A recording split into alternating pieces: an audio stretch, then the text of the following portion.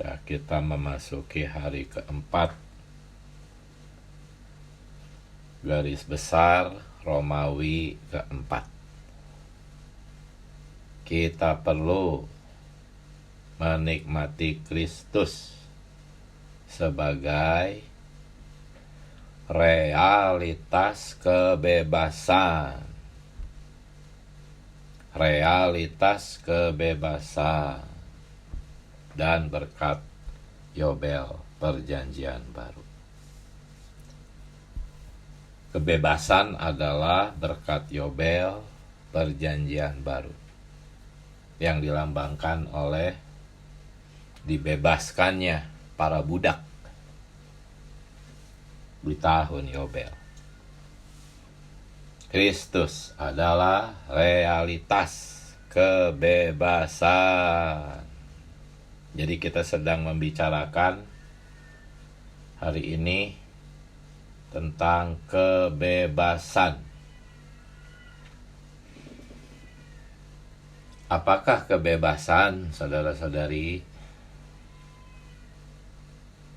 Kebebasan adalah tanpa penghalang.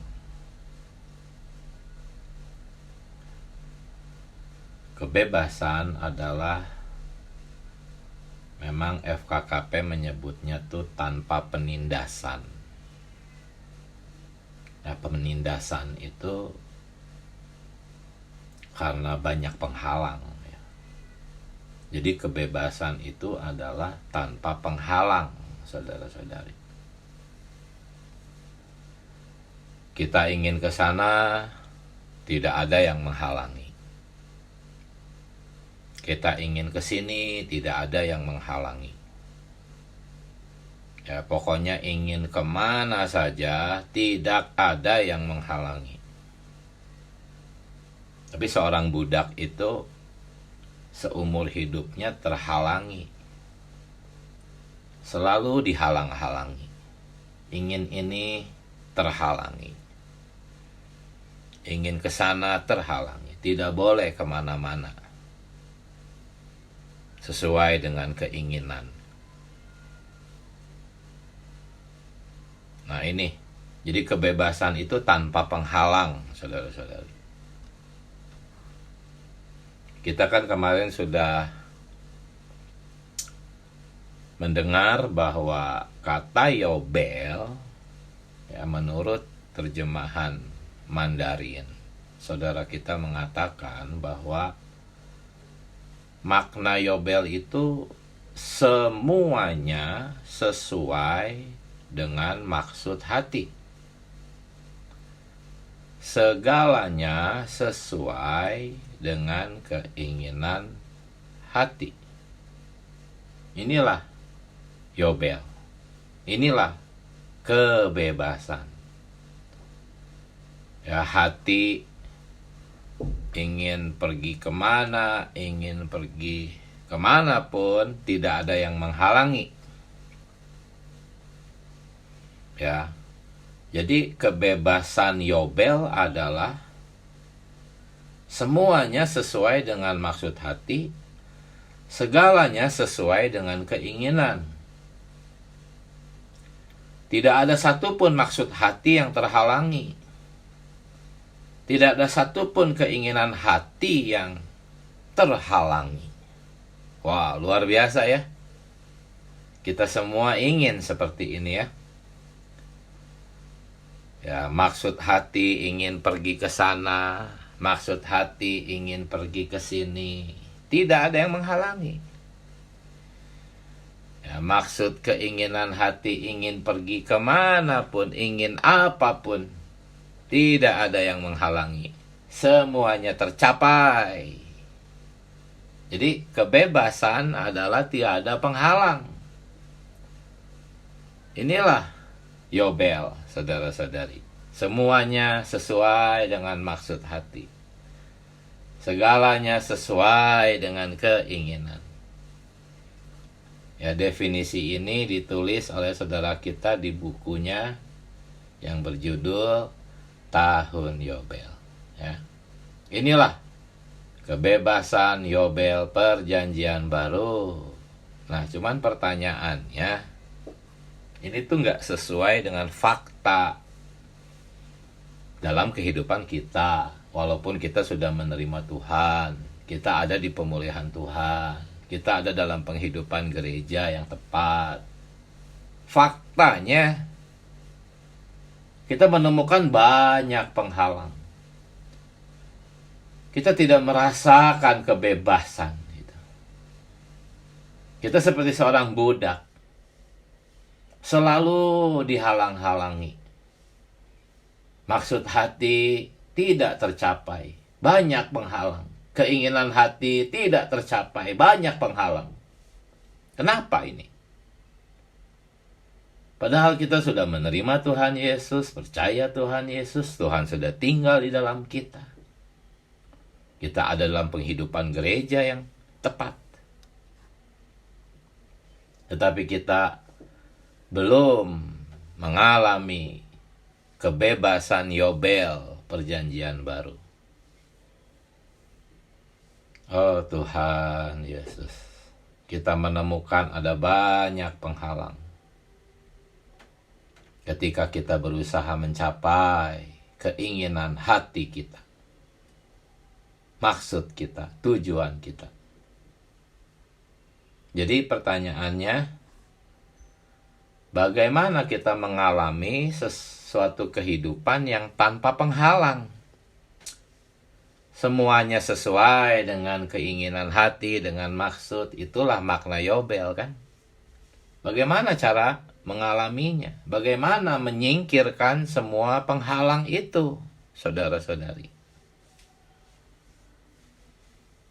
Oh Tuhan Yesus.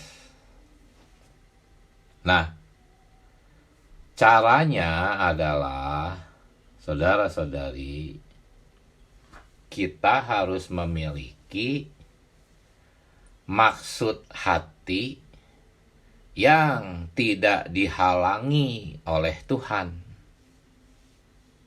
Itu caranya. Bagaimana menyingkirkan semua penghalang? Kita harus memiliki maksud hati yang tidak dihalangi oleh Tuhan. Kita harus memiliki keinginan hati yang tidak dihalangi oleh Tuhan. Karena semua penghalang itu kan Tuhan yang menaruh. Gitu. Tuhan itu berdaulat dalam segala hal, termasuk di dalam menaruh semua penghalang. Cara menyingkirkan penghalang itu adalah dengan menyingkirkan tangan Tuhan. Ketika maksud hati kita sesuai dengan maksud hati Tuhan, ketika keinginan hati kita sesuai dengan hatinya Tuhan, tangan Tuhan itu tersingkir. Tuhan senang terhadap keinginan hati kita, terhadap maksud hati kita. Ketika kita bersatu sedemikian dengan Tuhan, semua penghalang tersingkir dan kita mengalami Yobel. Ya, Yobel adalah semuanya sesuai dengan maksud hati. Segalanya sesuai dengan keinginan. Tidak ada penghalang. Yang terjadi semuanya sesuai dengan maksud hati. Semua peristiwa sesuai dengan keinginan. Karena maksud hati kita dan keinginan kita sama dengan maksud hati Allah dan keinginan Allah. Akibatnya, tangan Allah yang menghalang-halangi kita disingkirkan. Ini caranya untuk menyingkirkan penghalang. Kalau Anda telah bersatu dengan Tuhan sedemikian, telah memiliki maksud hati yang sama dengan Tuhan, keinginan yang sama dengan Tuhan, gak ada penghalang. Semua keinginan Anda akan tercapai. semua maksud hati Anda akan tercapai tanpa penghalang. Inilah caranya mengalami Yobel perjanjian baru. Oh, Tuhan Yesus, semoga ya Anda bukan berusaha mengubah keadaan yang di luar. Anda ingin sesuatu, tetapi Tuhan menaruh penghalang. Anda berusaha menyingkirkan penghalang itu, tetapi Anda tidak berusaha mengubah keinginan Anda. Yang Anda berusaha ubah tuh keadaan di luar. Seharusnya yang Anda ubah tuh batin Anda, bukan yang di luar, tapi yang di dalam Anda, batin Anda, keinginan Anda, maksud hati Anda. Jangan berusaha mengubah yang di luar, ubahlah yang di batin. Sampai batin Anda selaras dengan Tuhan. Dengan sendirinya penghalang akan Tuhan angkat. Ya. Jadi jangan berusaha mengubah yang di luar. Peristiwa, ada orang-orang yang menyusahkan kita, ada pembatas-pembatas di luar, penghalang-penghalang, kita usahakan diubah itu keadaan di luar. Jangan, berusahalah mengubah keinginan hati Anda. Berusahalah mengubah maksud hati Anda yang dihalang-halangi oleh Tuhan yang berdaulat itu. Tetapi ada para pendeta yang mengajar bahwa penghalang itu dari iblis katanya. Kita harus usir. Itu bukan dari Tuhan. Penghalang-penghalang itu dari iblis, seolah-olah Tuhan itu tidak berdaulat gitu. Ya memang mungkin aja itu dari iblis, tetapi semuanya ada dalam kedaulatan Allah. Jadi jangan berurusan dengan iblis. Berurusanlah dengan Allah yang berdaulat itu. Allah yang mampu menghentikan iblis. Jangan menyalahkan iblis. Kalau Allah tidak berdaulat, tidak mengizinkan, apa sih yang bisa dilakukan oleh iblis? Jangan menyalahkan iblis. Banyak pendeta-pendeta mengajari bahwa kita harus menyalahkan iblis. Itu sebetulnya mengabaikan Tuhan. Apa sih yang terjadi tanpa kedaulatan Allah? Apa? Nggak ada, termasuk iblis. Dia tidak bisa berbuat apa-apa tanpa izin Allah. Khususnya bagi kita yang sudah dipilih sebelum dunia dijadikan. Jadi jangan berusaha mengubah yang di luar, saudara-saudari. Yang di luar itu semuanya bisa cocok dengan keinginan kita. Semuanya. Secara luaran Paulus di penjara. Secara luaran Watchmeni di penjara. Tapi kondisi luaran itu cocok dengan keinginan Paulus walaupun penjara. Apa ini? Ajaran apa ini? Penjara yang buruk bisa cocok dengan keinginan Watchmeni, sehingga dia bisa bersukacita dalam penjara.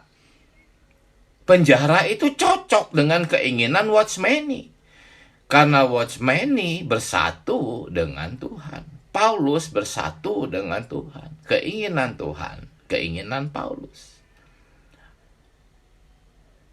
Ya, sebetulnya keinginan Tuhan itu bukan penjara, tetapi keserupaan dengan Kristus. Menjadi serupa dengan Kristus. Prosesnya adalah penjara, salah satunya. Untuk meremukkan keinsanian kita, sehingga roh itu bisa keluar dan menyerupakan kita. Jadi jangan mengubah keadaan yang di luar. Keadaan yang di luar, apapun itu, Sepaling buruk apapun keadaan luar, bisa cocok dengan keinginan kita. Bisa selaras dengan maksud hati kita. Sehingga kita bisa bersorak-sorai. Arti kata Yobel yang lain adalah sorak-sorai. Meniup trompet. Karena kegirangan, bersorak-sorai. Orang yang bebas dari penjara itu bersorak-sorai. Di dalam penjara, Paulus bersorak-sorai. Memuji Allah. Sukacita. Bebas. Ini kayak kontradiksi. Di satu sisi di dalam penjara, di sisi lain mengalami kebebasan yang luar biasa. Di sisi lain keadaan di luar begitu memenjarakan kita, menghalang-halangi, tetapi kita merasakan kebebasan yang luar biasa. Kita bersorak-sorai memuji Allah. Semua penghalang tersingkir. Kenapa? Karena keinginan kita sudah cocok dengan keinginan Allah. Ya mungkin penyakit masih tetap ada.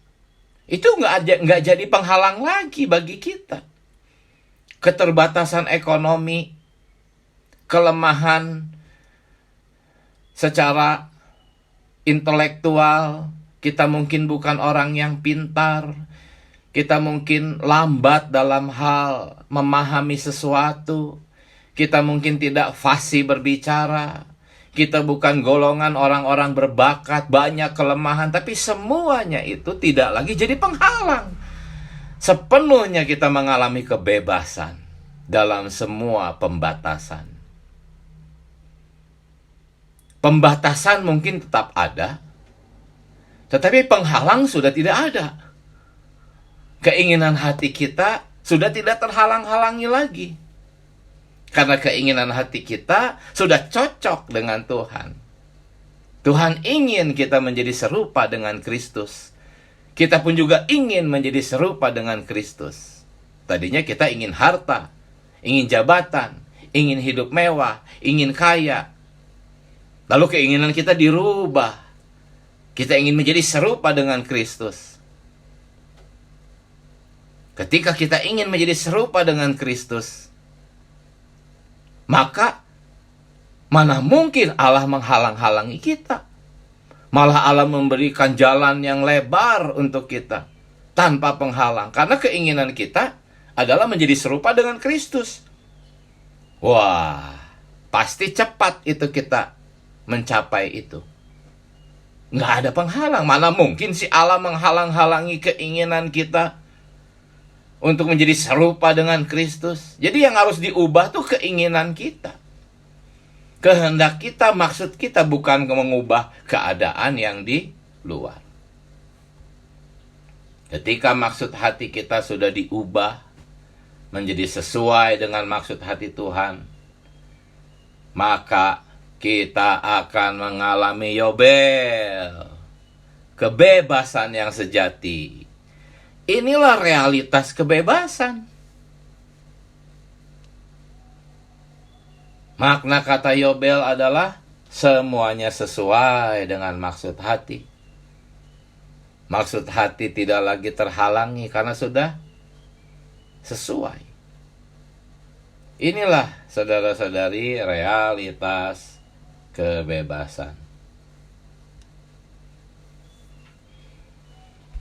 Nah, hanya permasalahan kita tuh adalah kita salah memaknai kebebasan. Kita memaknai kebebasan tuh ya segala yang kita inginkan tidak ada yang menghalangi gitu. Nah, itu sebenarnya kebebasan di dalam diri sendiri. Dan faktanya di dalam diri sendiri nggak ada kebebasan. Nggak ada. Kebebasan itu hanya ada di dalam Allah. Ya, ketika satu-satunya Allah yang berdaulat tidak lagi menghalang-halangi kita, itulah kebebasan. Tetapi selama Anda belum berjalan ke arah yang Tuhan mau, pasti Allah akan menghalangi. Allah ingin kita berjalannya lurus. Kalau kita berjalan lurus, pasti nggak ada penghalang. Bebas kita. Bebas hambatan. Tetapi kalau kita pengen belok ke kiri, pengen belok ke kanan, ya pasti dihalang-halangi. Nggak ada kebebasan. Oh Tuhan Yesus, ubah hatiku Tuhan. Tadinya aku mau ke kiri, mau ke kanan, mau ke belakang, mau ke bawah, bahkan mau ke langit. Tapi Tuhan mau aku berjalan lurus ke depan. Tuhan tolong ubah hatiku, ubah kehendakku, ubah sasaranku.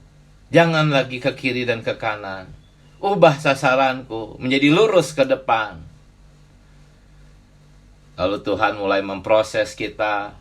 Tuhan mulai mentransformasi kita. Akhirnya keinginan hati kita ditransformasi, diubah, ditransfigurasi. Kita jadi ingin lurus ke depan sesuai dengan maksud Allah. Maka jalan kita akan menjadi bebas hambatan. Walaupun pembatasan tetap ada. Penyakit tetap ada. Kelemahan ekonomi tetap ada. Jadi bedakan antara pembatasan dengan penghalang. Pembatasan belum tentu tersingkir. Tetapi walaupun demikian, kita bisa mengalami kebebasan tanpa penghalang di dalam pembatasan Allah. Paulus tidak disembuhkan sampai akhirnya, sampai dia meninggal dunia, tidak disembuhkan dari penyakitnya. Itu batasan.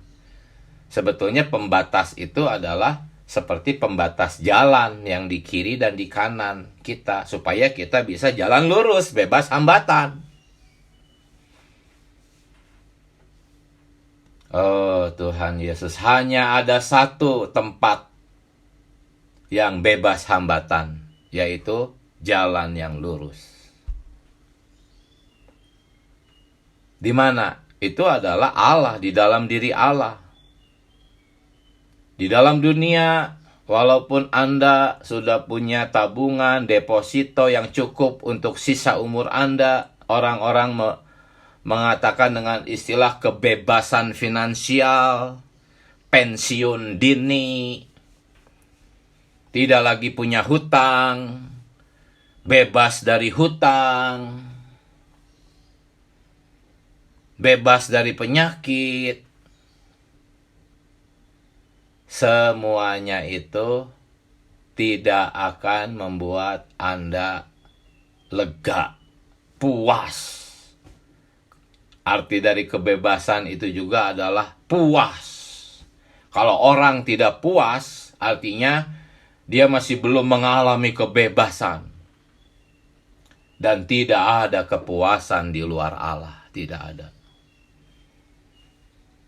Ketika orang-orang yang sudah punya deposito begitu besar, sudah memiliki apa yang dia namakan dengan kebebasan finansial, tapi kalau hidupnya masih khawatir, masih takut, masih berbeban berat, masih merasa kurang ini, kurang itu, masih punya perasaan benci orang, marah, tidak rela, itu semua adalah ketidakbebasan. Karena orang bebas itu tidak mengalami khawatir, tidak mengalami beban berat, kekurangan. Walaupun pada faktanya ekonominya tidak kaya, tetapi tidak kekurangan. Dalam Filipi 4, Paulus telah belajar merasa puas dalam segala keadaan. Oh, inilah kebebasan. Inilah realitas kebebasan. Tidak ada penindasan. Karena tidak ada kekhawatiran, tidak ada kebencian, tidak ada ketakutan, otomatis tidak ada penindasan. Jadi, Tentang kebebasan, kesimpulannya adalah jangan berusaha mengubah yang di luar Anda supaya cocok dengan keinginan alamiah Anda. Berusahalah mengubah keinginan itu sendiri. Berusahalah mengubah kondisi yang di dalam, yang di batin. Berusaha ubah. Supaya keinginanku menjadi cocok dengan keinginan Allah, sama dengan keinginan Allah. Maka Anda akan mengalami kebebasan. Nah, sekarang bagaimana caranya mengubah keinginan hati? Keinginan hati kita tuh, semuanya itu bukan Kristus. Keinginan hati kita itu dunia, entah itu benda, entah itu manusia, entah itu perkara-perkara.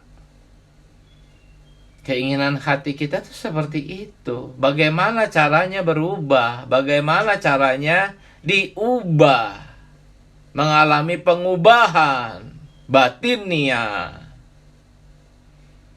Nah, caranya adalah kita harus melihat dan meneladani Maria, ya. Ada 4 poin yang dilakukan oleh Maria. Pertama, dia selalu mendekat kepada Tuhan. Cuman kita seringkali justru mendekat kepada manusia, mencari pertolongan manusia, mendekat kepada bos-bos manusia, supaya kita dibelas kasihani oleh manusia. Maria tidak. Maria mendekat selalu kepada Tuhan. Kenapa? Karena Maria menyadari dalam semua peristiwa Allah berdaulat. Allah yang mengatur, Allah yang mengizinkan. Maria menyadari, aku tidak sedang berurusan dengan manusia, walaupun manusia itu menyusahkan aku. Manusia itu begitu membuat aku menderita. Tetapi aku sedang tidak berurusan dengan manusia itu. Aku sedang berurusan dengan Allah. Karena Allah lah yang berdaulat. Allah lah yang mengizinkan. Kalau Anda punya sikap seperti Maria yang mendekat kepada Tuhan seperti ini, mana bisa Anda membenci orang? Kalau Anda membenci orang, menyalahkan orang, artinya Anda kurang ajar terhadap Sang pemberi izin. Orang Allah kok yang mengizinkan orang itu menyusahkan kita. Allah kok yang mengizinkan orang itu datang ke dalam penghidupan kita dan membuat kita menderita. Urusan kita itu dengan Allah, saudara-saudari, bukan dengan orang. Jadi mendekatlah kepada Allah. Dalam semua peristiwa selalu mendekat kepada Allah. Setiap peristiwa respon kita tuh apa? Memanggil Dia. Ketika kita memanggil Dia, itulah cara kita mendekat kepadanya. Ketika kita memanggil Dia, Dia akan memperlihatkan dirinya. Dan dengan sendirinya kita akan menghampiri Dia. Kita memberitahu Dia semua urusannya. Kita bertanya kepada Tuhan, kita berbicara kepada Tuhan. Inilah Maria, selalu mendekat kepada Tuhan, bukan kepada manusia. Seringkali kita kalau dalam kesusahan tuh langsung cari muka kepada manusia. Ingin dibelas kasihani manusia. Menceritakan kesusahan kita kepada manusia. Ingin dikasihani oleh manusia. Itu sesuatu yang hina dan rendah bagi orang-orang percaya, khususnya yang ada di dalam pemulihan Tuhan. Saudara-saudari, mendekat kepada Tuhan itu semakin sering Anda mendekat kepada Tuhan, semakin cepat Anda matang, semakin cepat keinginan-keinginan Anda diubah. Maksud hati Anda diubah. Ya. Ada orang menuduh, orang-orang ateis menuduh bahwa orang yang dikit-dikit bicara Tuhan, dikit-dikit bicara Tuhan. Orang-orang ateis itu menuduh itu mabuk agama katanya.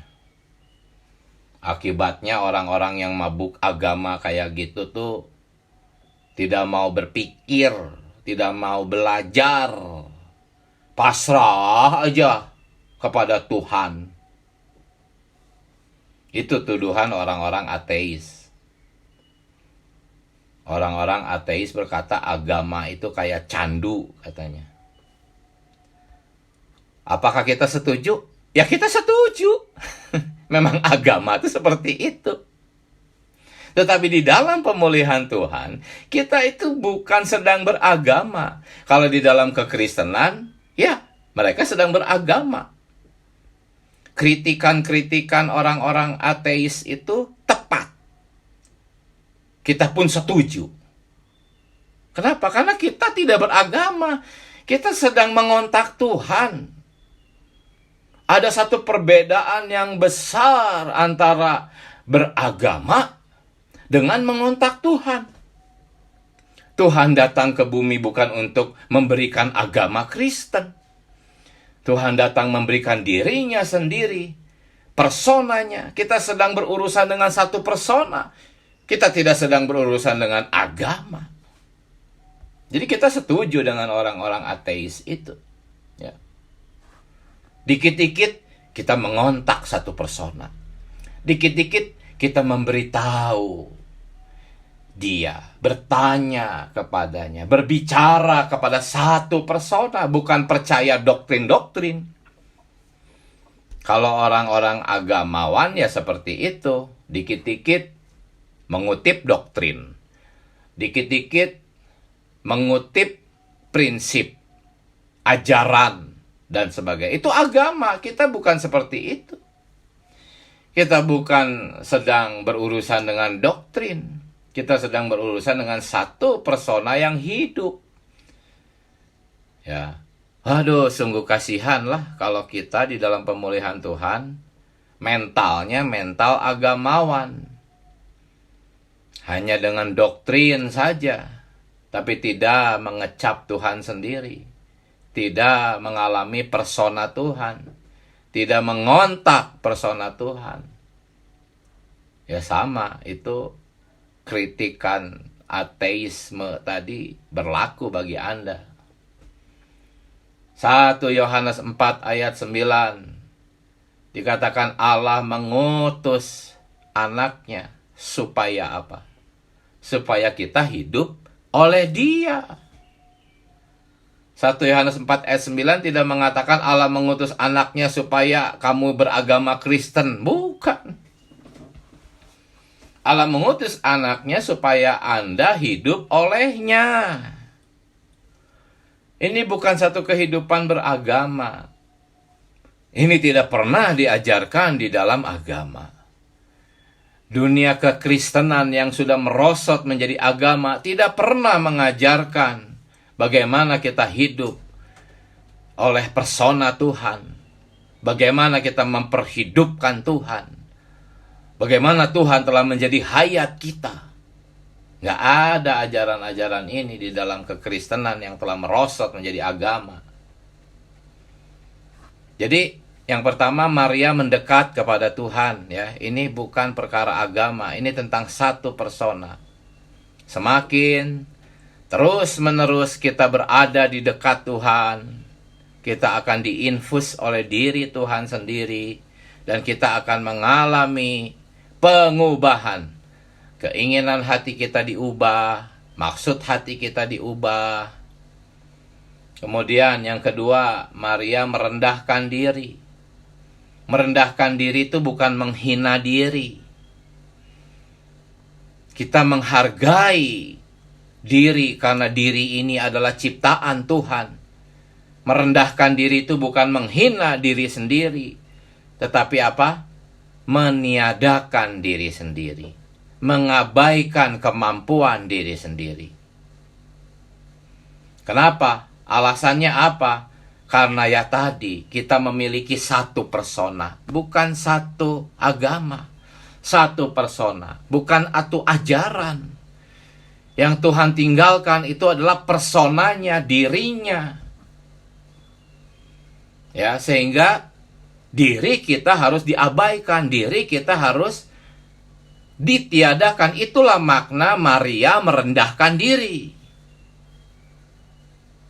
Yang ketiga, dia duduk. Ya. Ketika kata duduk ini muncul, ya, di dalam pemulihan Tuhan, duduk itu kaitannya dengan makan.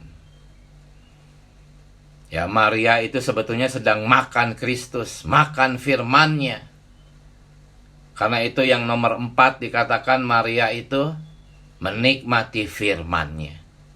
Firman-Nya itu adalah satu infusan, satu transfusi. Karena firman-Nya itu adalah roh dan hayat. Inilah Maria, inilah caranya. Bagaimana kita mengubah yang di dalam, bukan mengubah yang di luar. Kita mengubah batin kita, keinginan kita, maksud hati kita. Kita mau Tuhan ubah yang di dalam.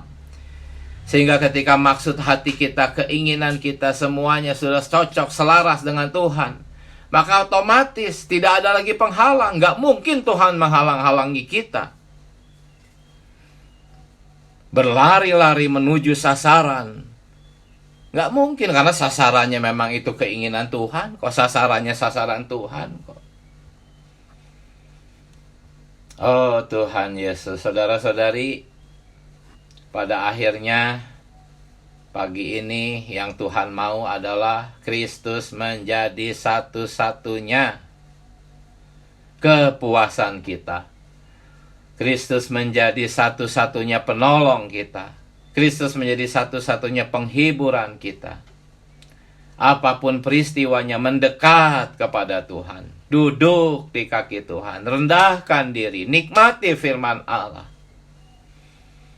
Dialah kepuasan kita. Dialah kebebasan kita. Realitas kebebasan kita. Ya, jikalau kita sedemikian seperti Maria, sebetulnya kita tuh sedang tenang seperti kepompong. Kepompong itu nggak lari ke sana, lari ke sini, tidur tenang. Dia tidak mengerjakan apa-apa. Dia menikmati prosesnya, menggantung saja. Itulah kepompong. Akhirnya kita ditransfigurasi. Di zaman ini kita mengalami transfigurasi jiwa. Perbedaan transfigurasi dengan transformasi itu apa? Transfigurasi itu sebetulnya transformasi. Hanya transformasi terjadi di dalam. Tetapi transfigurasi itu terekspresi keluar. Ya, transformasi jiwa menghasilkan transfigurasi jiwa, yaitu terpancar keluar. Perkataan kita berubah, keinginan hati kita berubah, orang-orang melihat ekspresi jiwa kita yang berubah. Walaupun tubuh belum berubah, belum ditransfigurasi, tetapi jiwa kita sudah ditransfigurasi. Artinya sudah terekspresikan. Itu dengan cara kita seperti Maria. Ya, mendekat selalu kepadanya, menikmati firman-Nya, duduk tenang, merendahkan diri. Kita seperti kepompong, pada akhirnya kita akan memperoleh pahala transfigurasi, yaitu pengubahan tubuh kita. Oh Tuhan Yesus, semoga ya, realitas kebebasan Yobel ini kita alami melalui kita terus-menerus mendekat kepada Dia, menikmati firman-Nya, merendahkan diri kita, terus tinggal bersamanya. Haleluya. Puji Tuhan. Amin. Silahkan sekarang saudara-saudari berbagi nikmat, masih cukup banyak waktunya. Amin. Dengan cepat, silahkan open mic, ya, bagikan. Mari. Tuhan Yesus. Oh Tuhan Yesus. Amin. Mari, silakan. Amin. Amin. Tuhan Yesus. Oh Tuhan Yesus. Amin. Amin. Tuhan Yesus. Oh Tuhan. Oh Tuhan Yesus. Dengan tinggal tenang. Dengan tinggal bertobat dan tinggal dalam Kamu. Selamatkan dalam tinggal tenang dan percaya. Ya. Terletak kekuatan-Mu. Ya. Puji Tuhan. Oh, Ya. bersyukur ya terang firman pagi hari ini yang boleh saya pelajari di sini melalui kenikmatan saudara tadi, bahwa kalau Kristus ada di dalam kita, kalau kita tinggal tenang di dalam hadirat-Nya, selalu ada di dalam hadirat Tuhan, di dalam menikmati Dia, maka segala sesuatu keinginan Allah akan menjadi keinginan saya. Ya. Sebab keinginan hati saya mau memiliki segala sesuatu, ya, termasuk kenikmatan dunia ini. Mau ke sana, mau kemari, kemana-mana, menurut hati saya. Tetapi puji Tuhan, ya, saya mendapatkan terang yang besar bahwa keinginan hatiku harus diselaraskan dengan keinginan hati Tuhan. Bagaimana caranya? Dengan duduk dan tinggal tenang, dengan bertobat dan tinggal diam dalam hadirat Tuhan. Maka saya sementara mengubah perkara hati saya yang keinginannya begitu banyak, sehingga saya boleh mendapatkan keselarasan hati saya dengan keinginan hati Tuhan. Ya. Tanpa saya nikmati Tuhan satu hari pun, saya sudah melalang buana di dalam pikiran saya. Satu hari pun saya tidak menikmati Tuhan, saya sudah ada dalam pikiran yang begitu banyak. Tetapi saya bersyukur ya, terang pagi ini menyoroti saya, supaya saya harus tetap seperti Maria, duduk di kaki Tuhan. Ada 3 hal tadi dalam diri Maria yang perlu saya teladani, sehingga saya bisa menyelaraskan keinginan hati saya dengan keinginan hati Tuhan. Saya perlu terus bertobat di hadapan Tuhan-Nya terhadap keinginan hati saya yang suka macam-macam. Tetapi terang firman pagi ini menyoroti bahwa Maria ini menjadi teladan yang sejati untuk mengubah keinginan hati saya, sehingga saya bisa selaras dengan hati Tuhan. Saya juga terjamah tadi, jangan menyalahkan iblis, karena iblis itu dipakai oleh Tuhan untuk menggarap saya, mentransformasi saya, sehingga saya bisa mengalami transfigurasi di masa yang akan datang. Karena transfigurasi itu ditentukan oleh kehidupan saya hari ini. Yeah. Kalau saya tidak mengalami pengubahan hari ini, maka saya akan gagal mengalami transfigurasi di masa depan. Yeah. Sehingga saya perlu bertobat hari lepas hari dengan duduk bertobat, duduk tinggal tenang bersama dengan Tuhan seperti Maria. Maka puji Tuhan, saya akan mengalami transformasi itu, dan puji Tuhan saya juga akan mengalami transfigurasi Tuhan. Puji Tuhan, inilah terang yang saya dapatkan dari sharing saudara tadi. Puji Amen. Tuhan, haleluya. Haleluya. Puji Tuhan. Amin. Oh Tuhan Yesus, mari yang lain sambung. Sambung menyambung, silakan. Amin. Tuhan Yesus. Hal yang paling sulit bagi orang Kristen adalah untuk tinggal tenang, ya, tenang. Sejak dari bangun tidur itu pikiran sudah langsung bekerja dengan aktif, ya, seperti mesin sudah mulai dinyalakan, ya, pikiran kita ini. Oh, kemana-mana dari pagi sejak bangun tidur. Untuk itu kita perlu meneladani Maria ini, ya, tinggal diam di bawah kaki Tuhan, bukan di bawah kaki yang lain. Oh, Tuhan di bawah kaki Tuhan, dan mendengarkan perkataan Tuhan, menikmati perkataan Tuhan, baru ada perhentian di dalam kita, ya, sehingga tidak ada lagi beban berat, ya, pukulan berat dari diri kita sendiri. Ini jalan keselamatan kita, ini jalan kita menikmati Yubel hari ini, diam, tenang, menikmati firman Tuhan, menikmati hadirat Tuhan, sehingga Dia mentransformasi kita, ya, Dia dalam perkataannya terus meresapi kita, ya, terus membentuk kita seperti dirinya sendiri di dalam pikirannya, dalam hasrat hatinya, Baru ini adalah kebebasan kita yang sejati. Oh Tuhan Yesus, selain datang kepada Tuhan, menikmati firman-Nya, kita tidak memiliki kebebasan yang sejati dalam hidup ini. Kita akan terus-menerus dibelenggu di dalam pikiran kita yang berdosa ya, tekad angan-angan kita yang berdosa, yang akan membawa kita ke dalam maut. Jalan kita menuju Yobel adalah berpaling ke dalam roh kita, melatih roh kita menjumpai Tuhan di dalam kenikmatan kita akan firman Tuhan. Oh, baru ini ada benar-benar pengendalian Tuhan di dalam pikiran kita dan keselamatan kita hari ini. Amin. Puji Tuhan. Puji Tuhan. Amin. Oh, silahkan sambung. Sambung menyambung. Amin. Amin. Oh Tuhan Yesus, amin. Puji Tuhan ya, pagi ini saya juga kembali diterangi ya. Tadi seperti yang diuraikan, memang kita termasuk saya juga sering tidak bisa tenang ya, tetapi puji Tuhan, terang pagi ini kembali kita dibawa ya, bagaimana caranya diubah ya, yaitu saya terjemah dengan 4 hal yang Maria lakukan, yaitu harus melihat dan meneladani Maria ya. Yang pertama adalah mendekat kepada Tuhan. Kita perlu mendekat kepadanya ya, jangan mendekati kepada yang lain, tetapi hanya Kristus itu sendiri ya. Lalu juga melihat bahwa Allah yang berdaulat ya, kalau Allah berdaulat ya pasti semua yang sudah Tuhan atur, semua yang sudah Tuhan aturkan dalam kehidupan kita ya, kita bisa menerima ya dengan mendekat ya. Lalu yang kedua adalah merendahkan diri ini ya, tadi seperti yang diuraikan ya, hanya persona Kristus itu sendiri. Lalu ketika dia duduk makan ya, terus menikmati firman-Nya.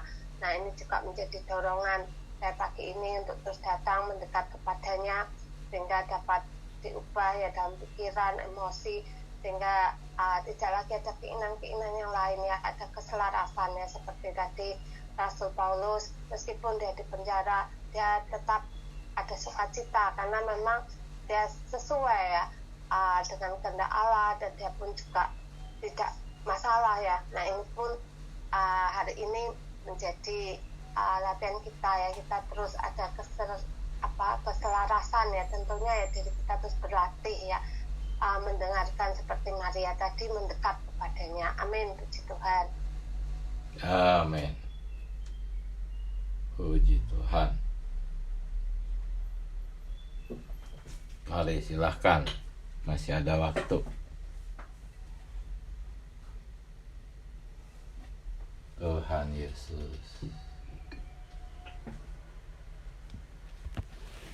Mari saudara-saudari manfaatkan kesempatan, bagikan. Amin.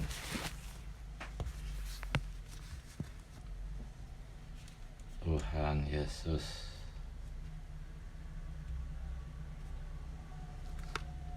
Mari silakan nih, manfaatkan sisa waktu, silakan.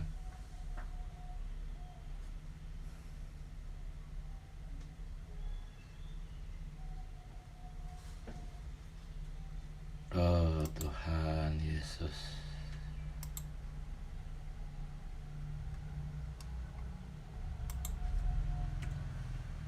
Mana? Silahkan.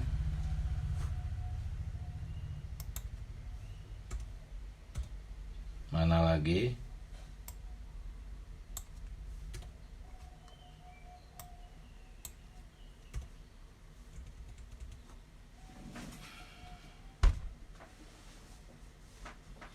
Amin. Amin, silahkan. Puji Tuhan, saya beroleh terang pada pagi ini mengenai Yobel, karena arti sebenarnya dari Yobel itu semuanya sesuai dengan keinginan hati. Inilah kebebasan, tidak ada yang menghalangi. Nah, bagaimana menyingkirkan semua penghalang? Tadi dikatakan kita harus memiliki maksud hati yang tidak dihalangi oleh Tuhan, karena Semua penghalang Tuhan yang menaruh atas seizin Tuhan. Ketika keinginan saya sesuai dengan Tuhan atau maksud hati saya sesuai dengan Tuhan, maka dengan sendirinya penghalang itu tersingkir. Tadi juga diingatkan, saya jangan berusaha mengubah yang di luar, tapi saya perlu mengubah yang di batin sampai keinginan atau maksud hati saya sesuai dengan keinginan Tuhan. Saya jangan berurusan dengan iblis, tapi saya perlu berurusan dengan Allah, karena Allah lah yang berdaulat. Iblis tidak bisa buat apa-apa tanpa izin Tuhan. Ada contoh teladan dari saudara-saudara di depan, tadi dikatakan saudara Kutsmeni, Rasul Paulus, mereka kehidupannya bersatu dengan Tuhan, sehingga mereka menjadi serupa dengan Tuhan, walaupun mereka mengalami proses di dalam penjara. Tetapi di dalam penjara, mereka tetap ada sukacita, bersorak-sorai, dan mereka mengalami kebebasan.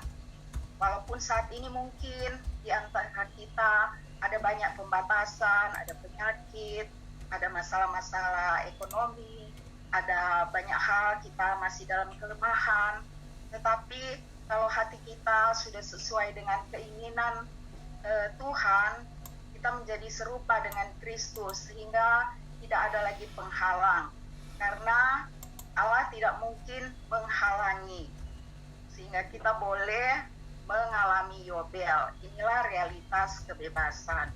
Amin. Amin. Tuhan Yesus. Puji Tuhan. Amin. Mari kita menyeru nama Tuhan, saudara-saudari. Oh Tuhan Yesus, kami mau menikmati kebebasan Yobel, Tuhan, tanpa tindasan, tanpa penghalang. Amin. Tuhan Yesus, bahwa kami memasuki Tuhan latihannya. Kami perlu berlatih seperti Maria, Tuhan. Amin. Terus-menerus mendekat kepadamu. Terus-menerus berurusan denganmu. Sebagai Allah yang berdaulat atas segala hal dalam kehidupan kami. Urusan kami adalah denganmu, Tuhan. Kami harus terus mendekat padamu, bertanya padamu, memberitahukan segala sesuatu padamu. Duduk menikmati firman-Mu ya Tuhan. Oh Tuhan Yesus, ketika kami ada dalam kondisi tenang sedemikian, kekuatan itu mengalir masuk ke dalam kami. Engkau menjadi kekuatan kami ya Tuhan. Tuhan Yesus, pimpin latihan kami. Kami harus berlatih. Oh, menjadi Maria hari ini. Haleluya. Selamat pagi saudara-saudari, sampai jumpa. Amin. Selamat pagi, Saudara. Tuhan Yesus. Amin. Amin. Amin. Puji Tuhan. Amin.